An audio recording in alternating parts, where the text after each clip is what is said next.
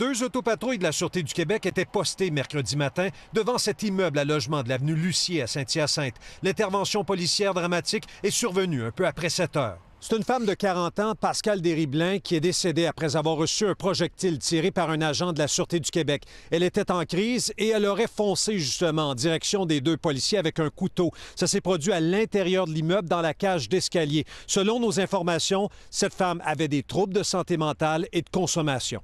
Est-ce que les policiers connaissent bien cette adresse? Est-ce que vous les avez vus dans le passé? Moi, ça fait la 2e fois que je les vois, là, qui viennent ici pour ça avec plusieurs voitures de police. Puis on a eu des visites de policiers dans les semaines puis les mois antérieurs. D'autres voisins racontent que les ambulanciers sont justement intervenus dans l'immeuble il y a quelques semaines. Ils ont accompagné une femme à l'extérieur. Des sources indiquent qu'elle était connue de la police et de l'hôpital de Saint-Hyacinthe. Nous avons demandé au 6 de la Montérégie-Est des détails sur l'encadrement en santé mentale offert à cette femme. On répond que son dossier est confidentiel.